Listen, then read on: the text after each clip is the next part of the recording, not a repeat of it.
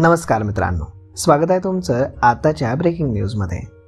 मित्रांनो, अहिल्यानगर एकात्मिक बाल विकास सेवा योजना ही केंद्र पुरस्कृत योजना असून या योजनेअंतर्गत अंगणवाड्यांमधील अंगणवाडी सेविका आणि अंगणवाडी मदतनीस या मानधनी कर्मचाऱ्यांच्या नियुक्ती संदर्भात सुधारित अटी आणि शर्ती विहित करण्यात आल्या आहेत।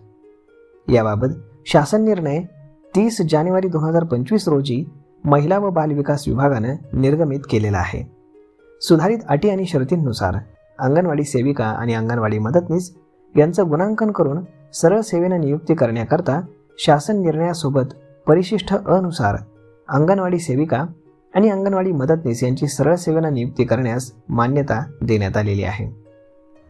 तर यामध्ये सुधारित गुणांकांचा निर्देश देण्यात आलेला आहे।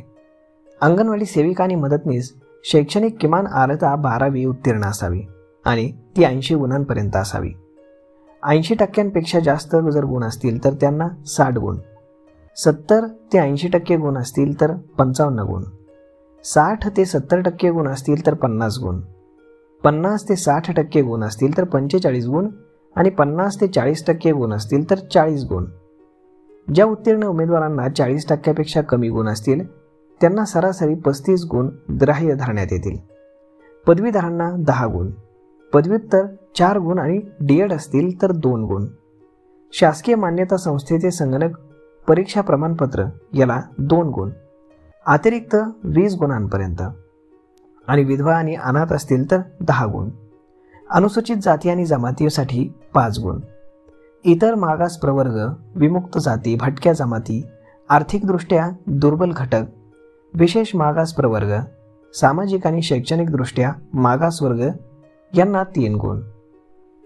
अंगणवाडी सेविका, अंगणवाडी मदतनीस, मिनी अंगणवाडी सेविका म्हणून कमीत कमी 2 वर्षांचा अनुभव यांना 5 गुण।